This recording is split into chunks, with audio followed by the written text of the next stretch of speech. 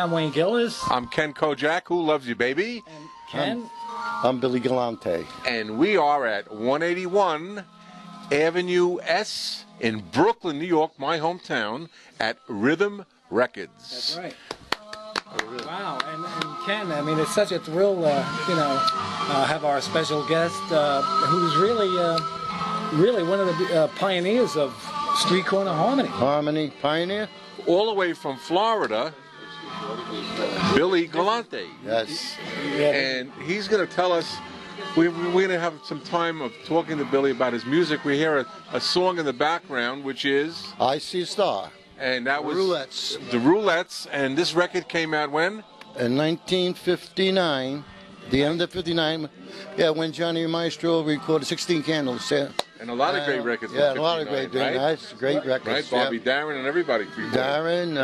Right, a lot of good records in 59. And the Skyliners. You know, it's so hard to believe because you don't look old enough to, you must have been a little toddler. Well, those vitamins. Yeah, take a lot of vitamins. See? A lot of vitamins. Tell me the secret later. Everybody wants to know the secret. Believe me, it's not plastic surgery. I don't go for that stuff. Oh, okay. All right, terrific. Oh, I guess that leaves me out. But I mean, so what interested you, how did you get started into the entire business? I mean, my brother and the Roulettes, we named the group the Roulettes. We got together. Somebody filled out. My brother says, "Could you fill in for me?" I filled in for him, and they says, "Could you write for me?" So I wrote for him, and we wrote the songs together. I gave him what I wrote. I wrote "I See a Star." I made him do the other side, "Come On Baby." This record that's playing right here. Right. Then I wrote "Thinking, Hope and Wishing," a whole bunch of "Love Is a Story," "Is It a Sin?" They're on different labels. Wow, and on Scepter Records, it was done. Most of the groups back there started out singing on the street corners with a cappella. That's what we did. That's what we did. A lot of the groups did that. Well, we went into the hallways, And a lot didn't do their own original. To get that echo, right? To get that echo. And were you from Brooklyn originally? I'm from Mulberry Street, Mott Street, New York, downtown. Oh, okay. 372 Mulberry Street. And he probably remembers the phone number that he was at. Sign out there now. I don't remember. I was only there a year. And then I was born there, and we moved out. Where'd you move out to? We moved to Johnny Maestro's neighborhood. That's on Market Street in East Broadway, by the projects. By the projects? Yeah. Okay, when the neighborhood was a little better, huh? Well, Manhattan Bridge was up there. I could see it. That's all. Oh, okay. The Manhattan Bridge, I guess that's where they got the name Brooklyn Bridge. No? Okay, so from 59, what happened from 59? Well, you recorded it with a lot of different... Yeah. Under a lot of different names? Yeah, I recorded it. When my group broke up, I recorded under Billy Gallant, Billy and the Patios, which is the original Roulettes. I don't want you to understand that. That's the original Roulettes. So he's giving us history. That you see, right. That was Billy Gallant, Billy and the Patios, Billy Vance. That's me alone. I do my shows now. I'm a single. Because all my boys, all my brother and my group is gone. All passed on. I am looking for one guy. Maybe he's still alive. His name is Victor Points. He's the bass. I hope he is watching the show. Call Wayne's number. I want to call Wayne's number. Right over here, you're going to see Wayne's number. Right, the graphic guy, Wayne, you're going to put the number right over here. To call me? To call you. Yeah. What's your number again? Oh, I'm sorry. I'm having him do a lot of work with the graphics. Right over here, the number. That's right. gbshow.com. That's it. Okay. If you're there, Vic, give me a call over here, and they'll tell you where I am. Right. You'll call Wayne, and Wayne will get in contact with you in Florida. Okay. All right. He'll call after hours when the rates are cheaper. The last time I saw Victor, he was in the group. He's my bass man. He was in Brooklyn, someplace in some bar singing. Saw me. I walked in to buy a pack of cigarettes. I don't smoke no more. And he jumped off the stage, grabbed me, and said, "Oh my God, where you been?" And then that was 15 years ago, so I don't know where he is. Now, when we talk about memories, what is your greatest recollection of going on stage with certain groups back then in the day? What sticks in your mind? Yeah, I mean, I wasn't performing. Okay. Neither was I. Chubby Checker. Chubby Checker. Okay. And wait, there's a fact about Chubby Checker. He had his hit, The Twist, in 2 years, in 1960 Right. and in That's 62. true. That's true. I think he's like one of the only singers that had his hit twice, right? Well, Peppermint Lounge. Oh, the Peppermint Twist, Joey D and the Starlighters. Joey D. And the Starlighters, okay. Yeah, I did- that was a different twist, That's right. right. We worked together. In fact, we put a contest together, and the Roulettes came in first. Okay, and I'm sorry, interrupt you. What other groups do you remember on stage? Well, Johnny Maestro, like I said, well, he was originally he was the Crest. Yeah, Right, that. Okay. Then he went with the Brooklyn. A couple of friends of mine, they made up this Brooklyn Bridge thing, and he got into that group, and that's when Johnny became famous. Right. Okay.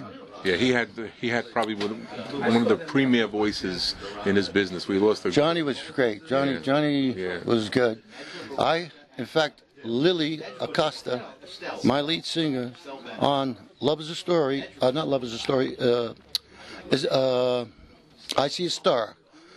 She's gone, but I took her from John. Johnny had another girl in the group. So she came out of the group, and I says, let me hear this girl. I heard, I says, you're the one I want. And we put her on that record, and that record shot. Wow. And what about the theaters? Do you remember certain theaters that come to mind? The hotels, just with Chubby Checker, I think it was the Stratton's in New York. What was that other place there? The Rainbow Room. Sure. Copacabana? I sang Copacabana by myself. Wow. As Billy Vance. Wow. Okay.